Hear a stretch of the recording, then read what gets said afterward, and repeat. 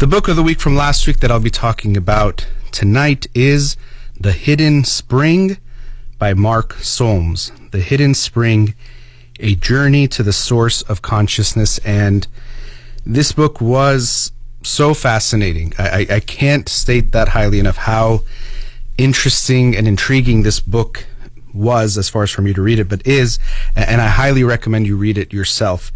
It really is one of those books that will change the way you think, and even it's about our brains and our minds and how we could look at consciousness in a different way.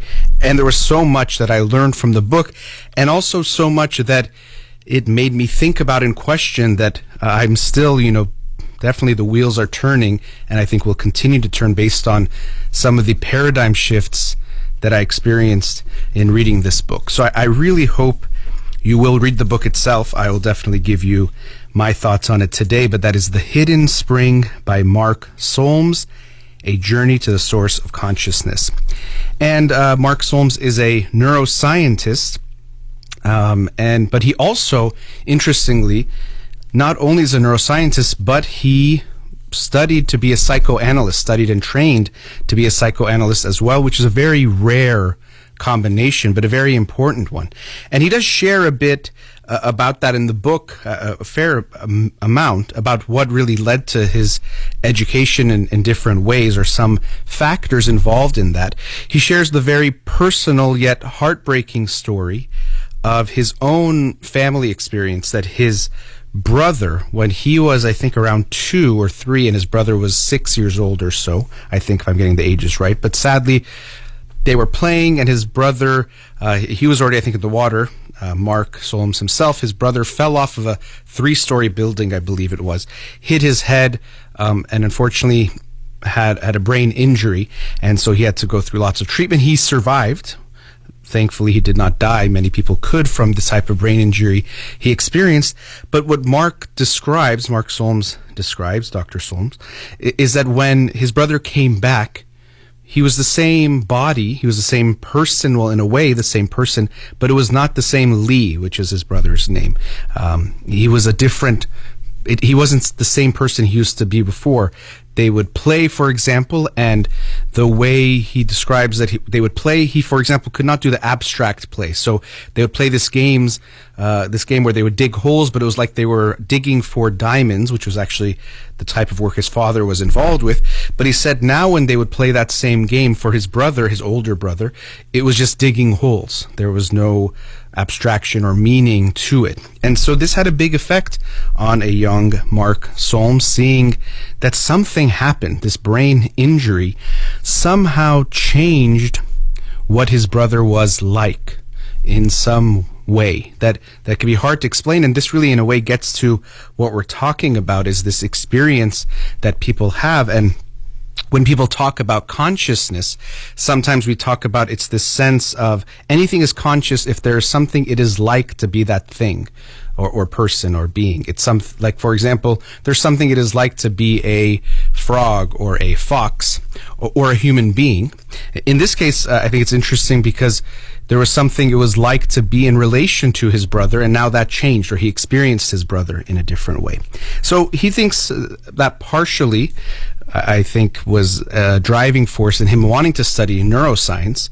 But what he found in the field of neuroscience that he did not like, or he was surprised about, was that in the study of the brain, there was really this lack of interest or lack of study at all, or you weren't even supposed to think about things like, what is it like to experience these things? So in a way, feelings, or a big part of what it's like to be human, what it is like to be, they were taken out of the equation, or weren't even part of what was being studied. And he was troubled by this, that there was, in a sense, this way of removing what he thought was so important, which is, how do we explain or try to understand the experiences that we have, rather than just, this is how visual information is processed through the optic nerve and all these things, and the occipital lobe and whatnot, which is really important and really fascinating.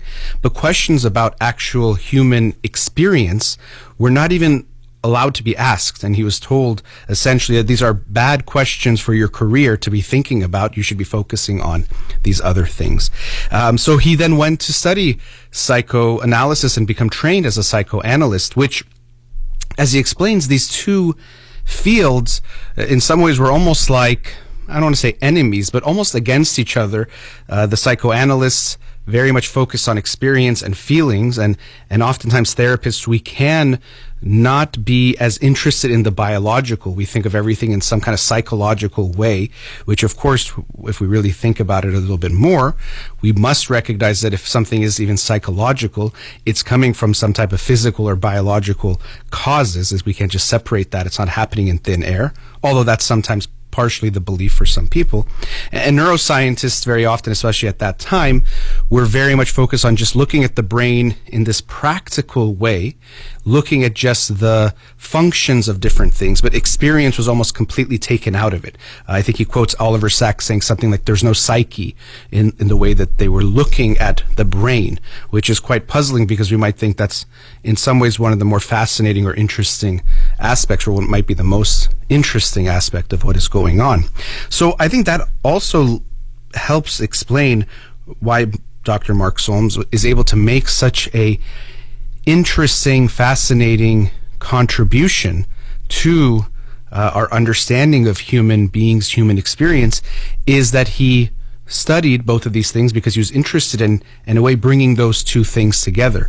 The function of the brain through neuroscience traditionally as was being practiced, but also the experience of being human, that there is that is something very fascinating, interesting, and something we all, of course, are curious about on a daily basis through our experiences. But also, why aren't we studying this more, or recognizing the significance of studying this?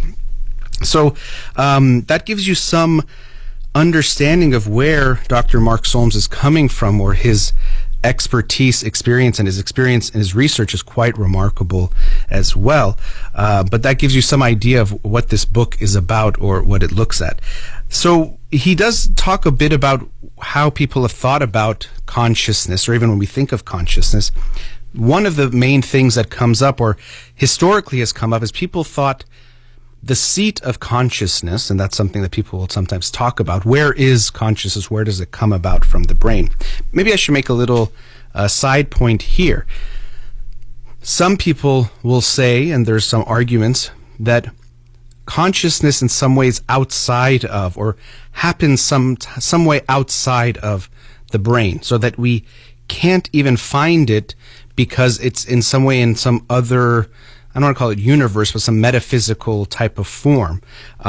Even sometimes when people say something like a soul, they might be talking about something like this in a religious sense. But for some people, this experience that we have of consciousness, what it's like to be a human being, what our experience is like, we think that it's coming, or some people will say it's coming from something that we can't ever see because it's not there. It doesn't exist anywhere. It exists somewhere else.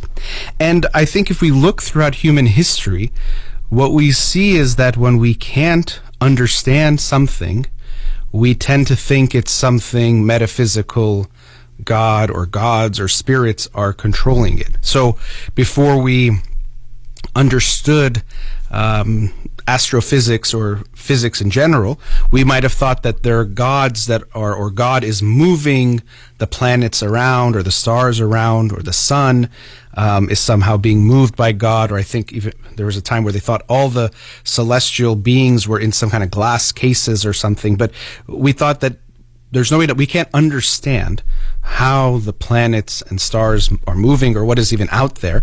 So something metaphysical, like a god or something else, is causing this to happen.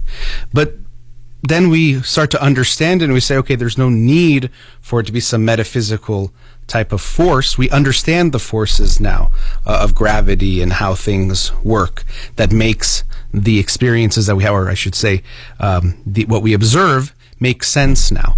And I think consciousness, and Dr. Mark Solms does a great job of it in this book, can be explained to a degree if we understand it better. It doesn't have to exist outside of the physical realm. And I think he does a great job of expressing that and explaining that in this book. But what I was getting to is there is, or has been, this understanding that the cortex must be the most important part of the brain. It's the biggest part of the brain, and it's something that differentiates, or we like to think makes us different than other animals, because our cortex is bigger even by proportion than other animals. Although I looked it up today, and the difference is not that significant between the human cortex in proportion to our brain size, and some other animals. It's not necessarily so different, but nonetheless, because I think partially this mindset we can have of human exceptionalism, that we are not like other animals, we are way above them and outside of. Again, it's another way of this, not seeing it as part of the natural order. We are somehow outside of the animal kingdom. You know, there's the animals and then there's us. And so, well, if this is a part of the brain that we see might be different in us, this must be the part that makes us human and has this part of consciousness must be there. This must be the seat of consciousness. And I think, unfortunately, this human exceptionalism, it gets in the way very often of us really understanding things, and we've seen this throughout human history as well. For example, I was talking about planets and things of that nature. The heliocentric discoveries or theories of Copernicus, where he was saying the sun is the center of our solar system, not the earth, which we know this led to him experiencing hardships in his time, was taking away that exceptionalism that we are the center of the universe. Us humans, again, we have to show how we're exceptional. We are the center of the universe, so how dare you challenge that notion and say, no, the sun is actually the center and we revolve around it. And so people did not want to accept that and thought of it as blasphemous and all a bunch of other bad things.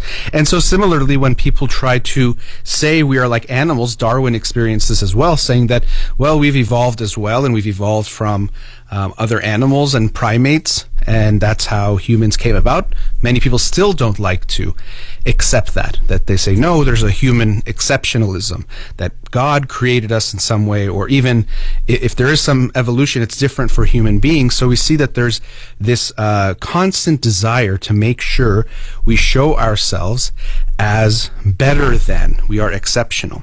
We also see this actually happening amongst human beings, that this is part of racism, that somehow my race makes me superior to other people. Or within cultures or races, in the Iranian culture, for example, being from this city or being a descendant of this person makes me exceptional, makes me better. I think that's an interesting, maybe not human need, but this desire to be special and exceptional. It could be that if we lack that, we don't like that feeling, which can make sense. And even if we're not exceptional, we might be afraid of the resources we get. There might be some survival benefit to it, to see ourselves as somehow better than others. But unfortunately, it's not steeped in reality, and it leads to much bigger problems overall, especially on a societal level. But so there was this fallacy. There's even a whole chapter in this book, The Hidden Spring by Mark Solms, that it's called the Cortical Fallacy, that the cortex is the most important part of the brain, that this surely is where consciousness comes from.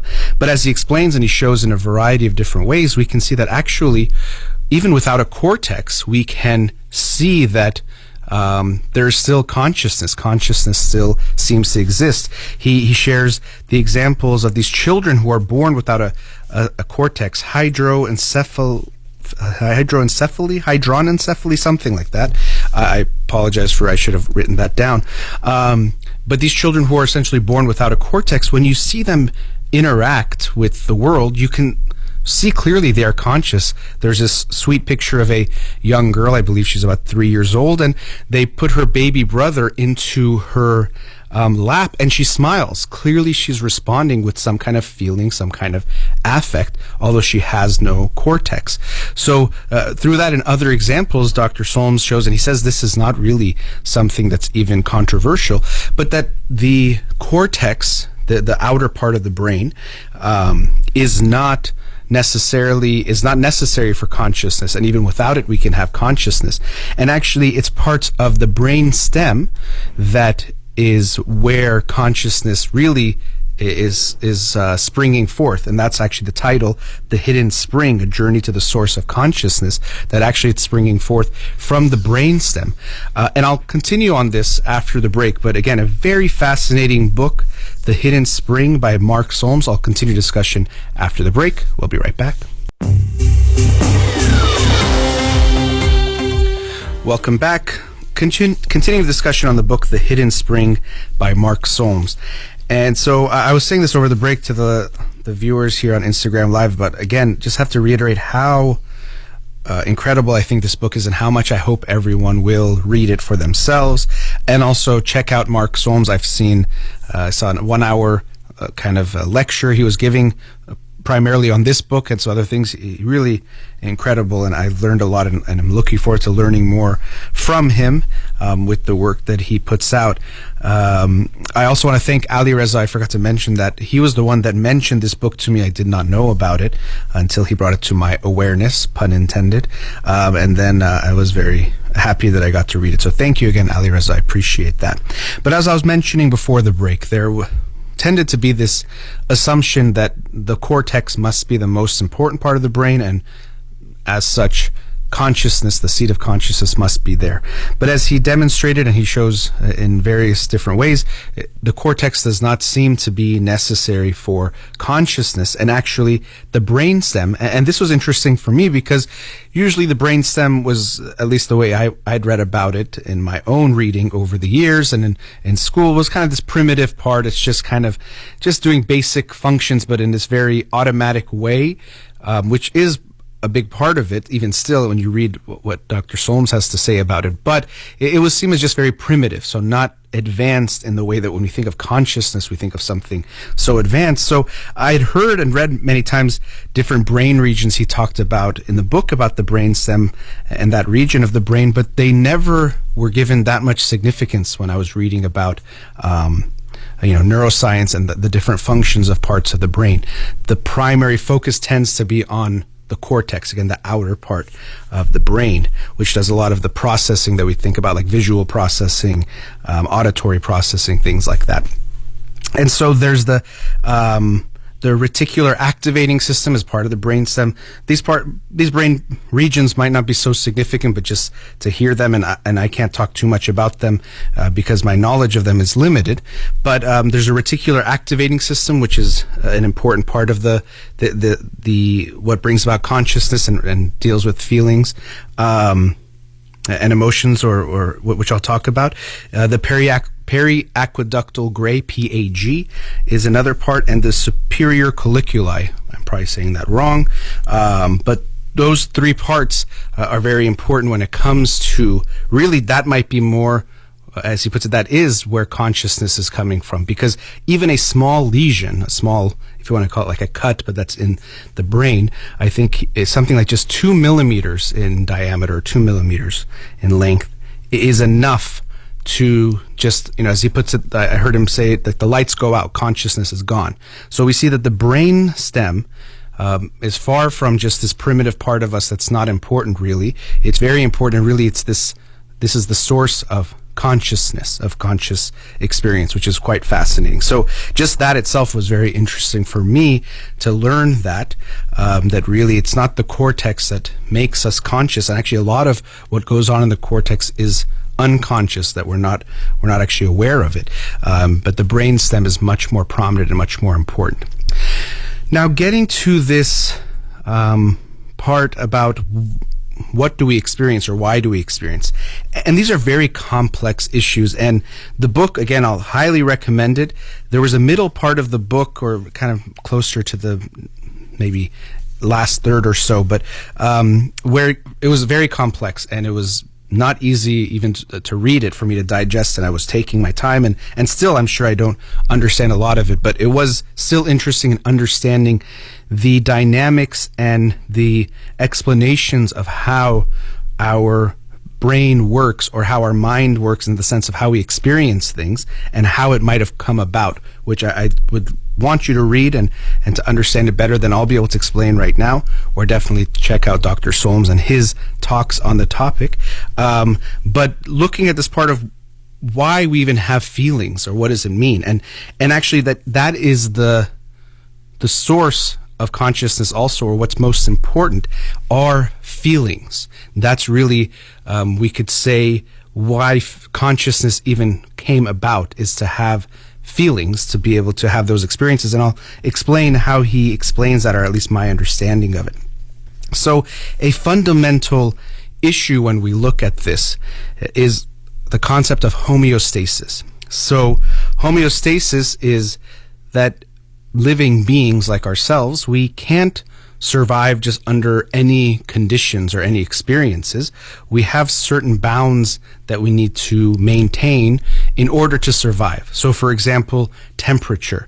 And it's kind of funny to talk about temperature. As I've mentioned, our studio, we're having some issues with air conditioning in the evening, so I'm feeling very warm right now.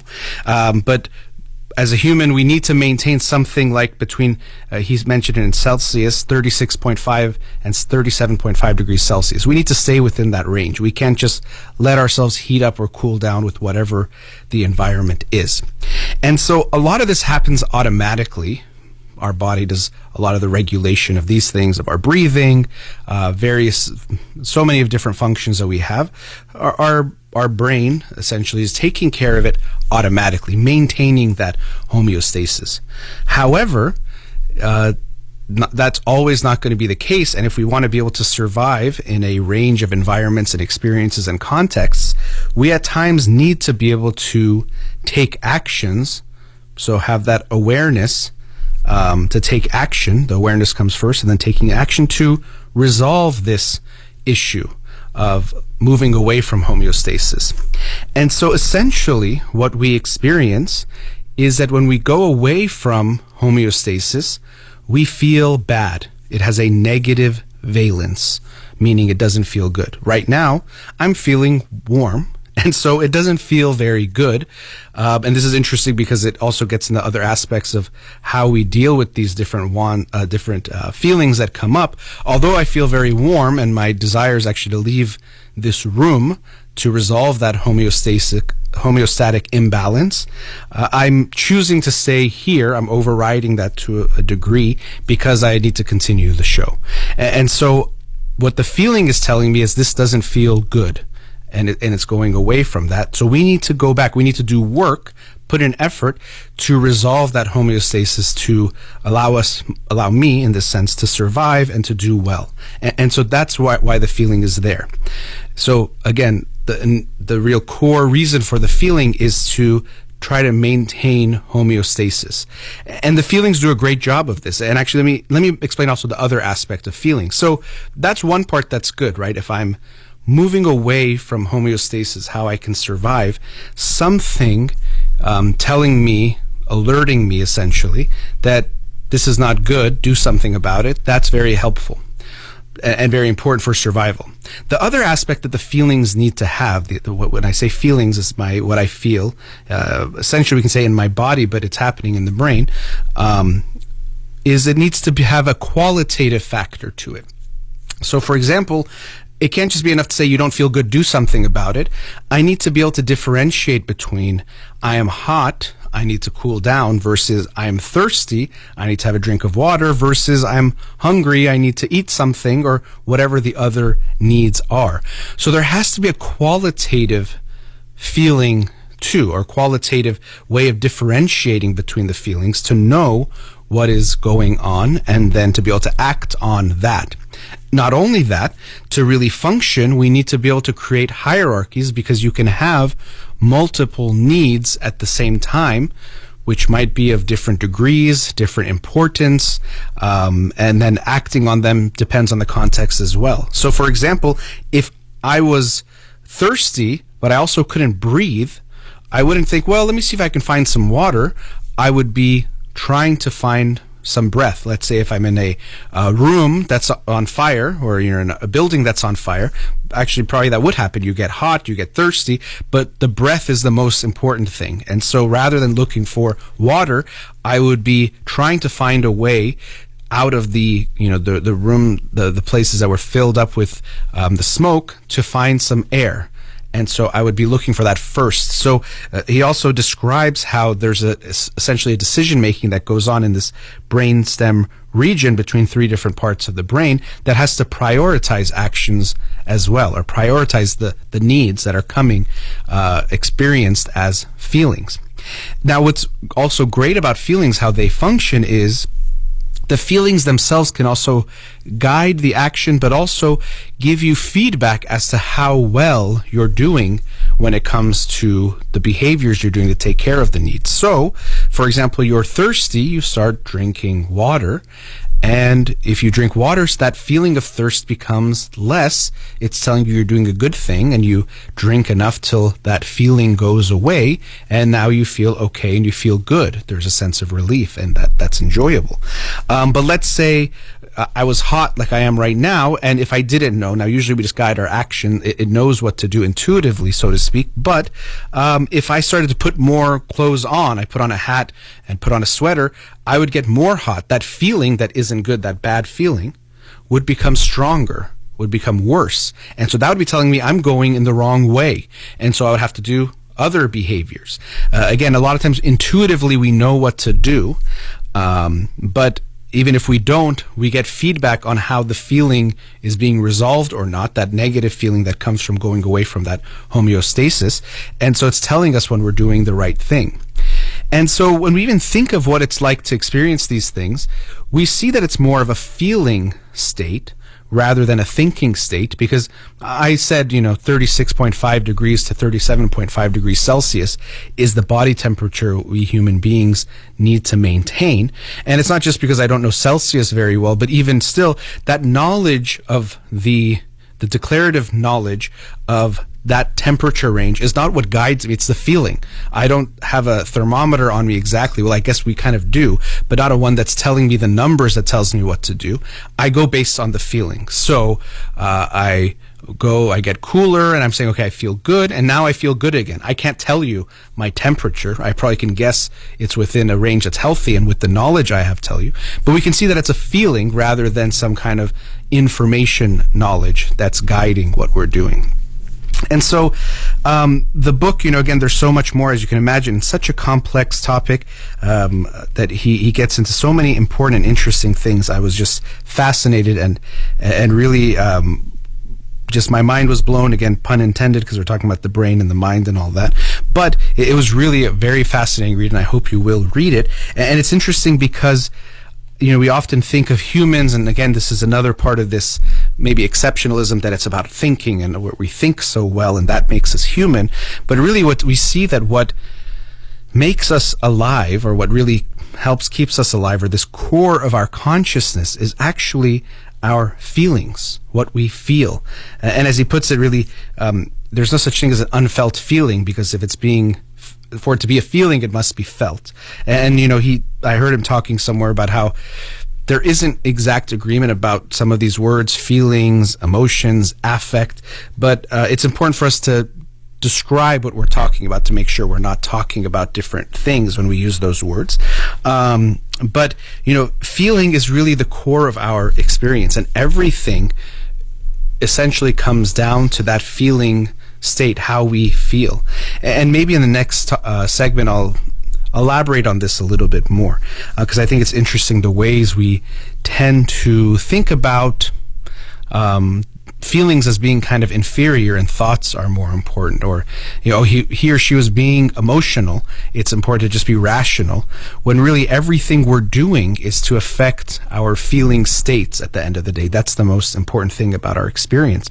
And he also talks about how if we see or understand our consciousness in this way, we would have to accept that all animals are conscious as well, that they're having these feelings similar to us. I think there's a complexity that we might have in the ways we can, let's say, experience certain things, but other animals, all the beings that we interact with, they are also conscious as well, and they have feelings, which also can impact how we think about how we treat them, from things like factory farming to even experimenting on animals and thinking, well, they don't feel something, they don't experience something, when very clearly, if we understand consciousness the way he explains it very well in this book, it would be virtually impossible to accept that type of notion that these beings are not conscious just because we can't understand them. Actually, when you look at a baby is not really able to express in any kind of language what it's feeling, but we care a lot about how a baby is feeling, even more than probably anyone else, and I think rightfully so. So just because some being can't communicate verbally what it is feeling or what it's experiencing, I don't think we should discount what they go through. And so I think that was also an interesting dynamic that came up at a few times in the book about how we should think of other beings as conscious, and that should have an impact on how we treat them. And again, coming back to this point that feelings, emotions, again, depends on how you want to use those words, but our feelings are really what life is all about, is this series of feelings that we have. And in essence, I think that should make us think about how are we making others feel. And I don't mean by just saying nice things to them, which can be important, but in taking care of one another. That really, that's what life should be all about, is if we can do things to make people feel better, maybe that's part of the meaning of life, or what gives life meaning, if that's what consciousness is all about. So again, a very, very fascinating book. I hope you will check it out. That was The Hidden Spring, A Journey to the Source of Consciousness by Mark Solms. Let's go to our last commercial break. We'll be right back.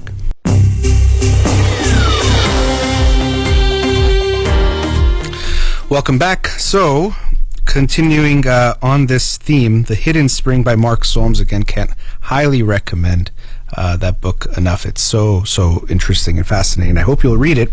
But I did want to continue on some of the themes, this concept that feelings are at the center of consciousness, what really gives rise to consciousness in the brainstem. Again, that's something that was eye-opening for me, the significance of the brainstem. But I wanted to talk a bit about feelings in a few ways. One is the ways it's interesting how people minimize feelings.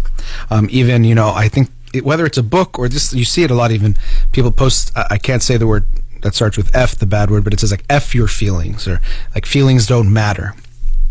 And so I will say this, that we have to be careful with our feelings too. My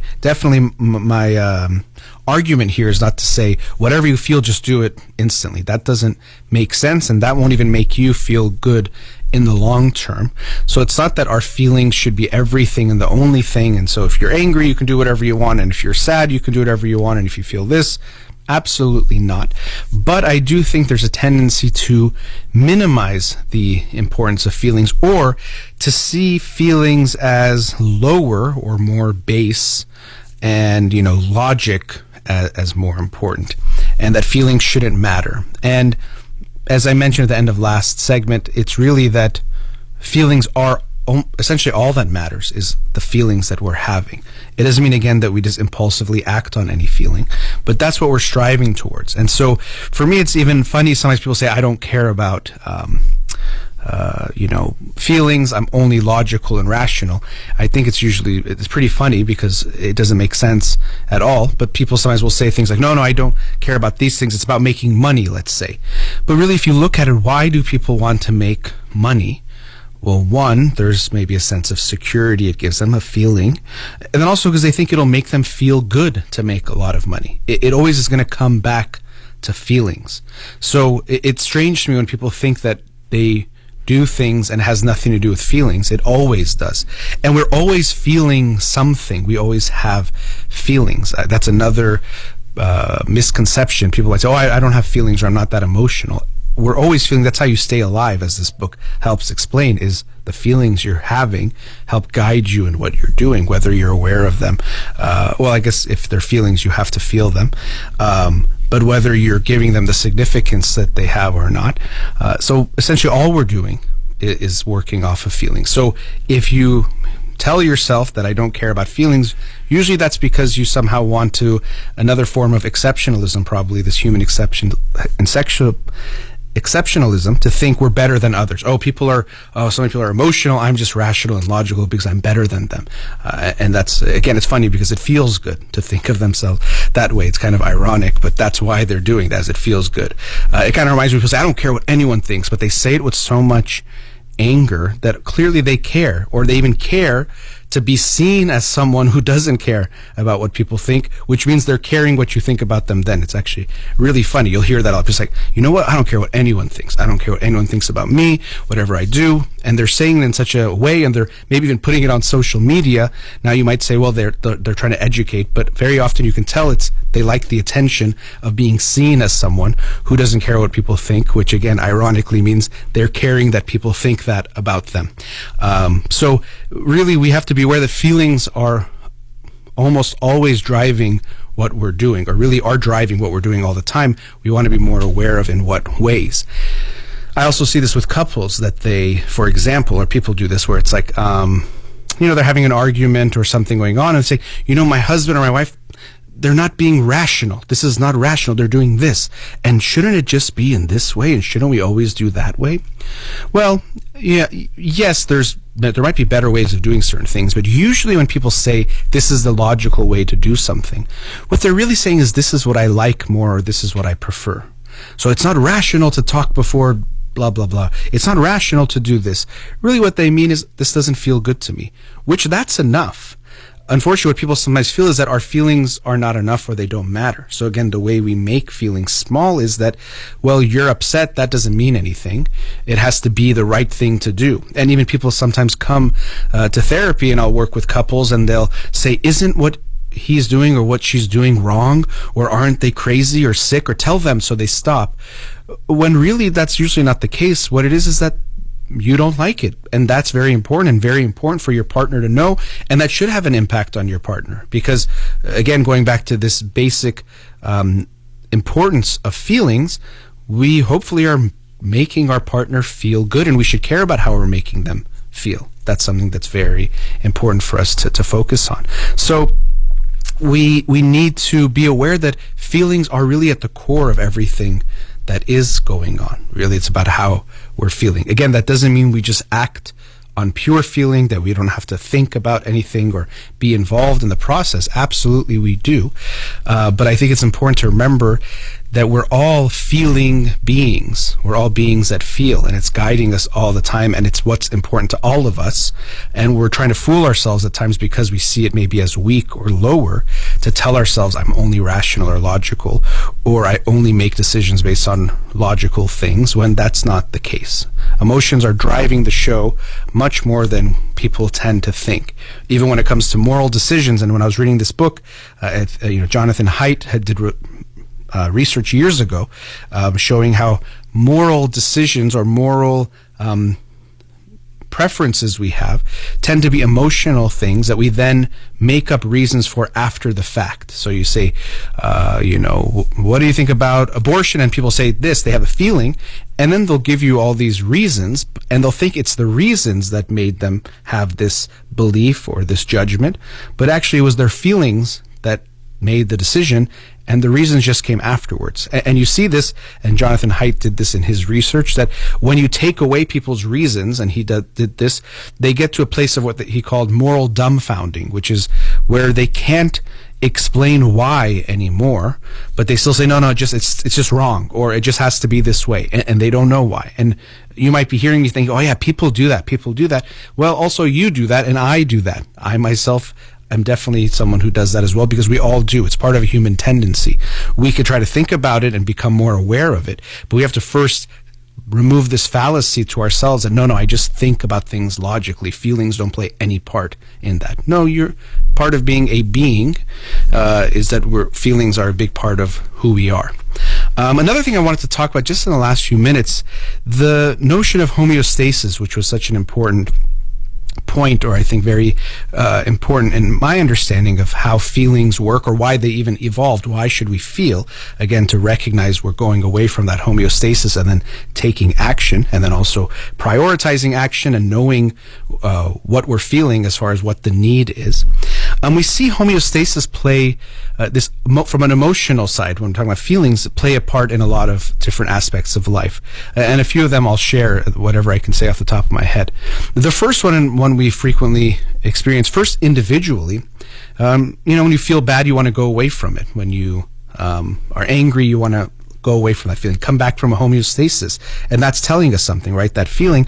Unfortunately, this can oftentimes, because we want to go away from it, let's say so fast, or we find it so intolerable, we'll do unhealthy things like, let's say, taking drugs or other types of behaviors to get away from that feeling. So we can also see this drive towards getting back to okay, pushing us in some ways. And this is why, as I was saying, it's not just, oh, you feel something, do whatever you want about it. You might recognize, I'm really sad, but I know that feelings don't last forever, so I'm gonna, I'll ride this out. Maybe I'll listen to music, maybe I'll talk to someone, but I don't need to take some drastic action to get away from this feeling. It's okay. So that's one way, but also in how we interact with others. You even might recognize this. Someone comes to you crying, and if you really, I think about it, our tendency is, I have to get them to an okay place. Now, obviously, these are complex things. Their crying makes you sad, so is it really for them, or is it really to make your feelings back to a homeostasis? Probably that's what it is. You're trying to get yourself back to homeostasis, and seeing them cry, sets your homeostasis out of whack, and you're trying to get back there. And so that's why someone cries. What's the most common response to someone crying is, stop crying, or you don't need to cry. And this is actually why, as a therapist, it does take some effort to develop this, if you want to call it skill, but this mindset that if your client is crying, don't just try to get them to stop crying, allow for them to express the feeling. And so I remember in my early days of training and seeing clients for the first time, it was so hard that when a client was crying, not to try to cheer them up, or to just tell them it's okay, or do something extra to make them feel good. It's a way of trying to get back to that homeostatic balance, that things are okay when things are going away. So we get pulled away from that homeostasis, that good point. We're trying to bring them back. And again, probably it's because we're feeling that ourselves. Another, I think, good explanation or demonstration of this is something that's sometimes called collapse of compassion. So if we tell you, I tell you there's a 5-year-old boy outside of your door. He's cold, he's hungry, and he's right outside your door. I think almost everyone, I hope you'd stop listening to me and go open your door, let the boy in, give him food, make him warm, take care of him immediately. So that's a feeling of compassion that we have through what you can call that empathy again that I was talking about before, in the emotional sense. You feel bad for this boy who is suffering. It makes you feel something. And then to resolve that bad feeling within yourself, you want to take care of them. And then now when the boy is okay, that bad feeling within you goes away. So you kind of balance your own homeostasis, so to speak. But now if I tell you, okay, it's actually not just one boy, there's 100,000 children outside of your door, what are you going to do? Now, sometimes we might think logically, well, I'd bring a few of them in or I'd do something, but very often we get to this tough space. I'm having this bad feeling because there's these people that are suffering, these kids that are suffering. So I have one of two choices, and actually this is something that he talks about in the book and how we resolve certain issues, is either I can take an action to fix the situations in a way. So with that one kid, I could do that. But now that I can't feed 100,000 children myself, the other thing we can do is somehow explain it away. So change our, he talks about things like predictions, but change the way we're looking at the situation, which is what we do. We say, oh, maybe, things are just unfair in life, or, someone else maybe will do something about it, or, maybe these kids, they did something to get in this situation. We find a way to try to explain away the feeling, if we can, to no longer feel bad, because what's the resolution? I feel bad, and I can't solve the problem that's making me feel bad, so maybe I have to try to think it's not a problem. in some way, through these kinds of mental gymnastics. And if I can do that, then I won't feel bad anymore. So that's another way of kind of maybe a sad way that we might get back to homeostasis, is by thinking the suffering of other people somehow is okay. And this also relates to another psychological concept of the need for a just world, that maybe this is fair in some way that I don't understand, or again, life is unfair, or people go through tests, and we do all sorts of things to minimize the significance of other people's suffering because it doesn't make us feel good. And again, when we don't feel good, and that's how compassion can be understood in a way, is that you see someone else's suffering, it doesn't feel good, you want to resolve that suffering, and then you feel good when that suffering is resolved. But when you see that it's too big of a problem, unfortunately, our tendency is to try to explain it away. And I would hope, again, this is where it's not just listen to your feelings and whatever feels good, that we can still sit with that discomfort, that, you know what, I can't help all of them, and I won't lose this feeling completely, but let me do something rather than nothing. Because again, it can seem, I know I was talking about illogical, but it can be hard to make sense of, if we want to help one kid and that's something really bad, how could 100,000 kids not be important anymore? And that's why, sometimes one tragedy is, one person suffering is a tragedy, 1 million is a statistic. I actually think the author of that quote might be someone I wouldn't want to quote, but nonetheless, I'm not sure, actually, don't quote me on that quote. But this mindset is that when it's too many people suffering, let's not care. And we have to challenge that, and we can, to recognize, you know what? Anyone who's suffering is not okay. I can sit with this discomfort. I won't be able to get back to homeostasis, but I won't lose sight of this problem. I would want to continue more, but I realize I'm actually out of time for the show. But again, highly recommend the book The Hidden Spring by Mark Solms. So grateful to have read it. Big thank you to Amir here in the studio. You've been listening to In Session with Dr. Farid Holakouee. Have a wonderful night.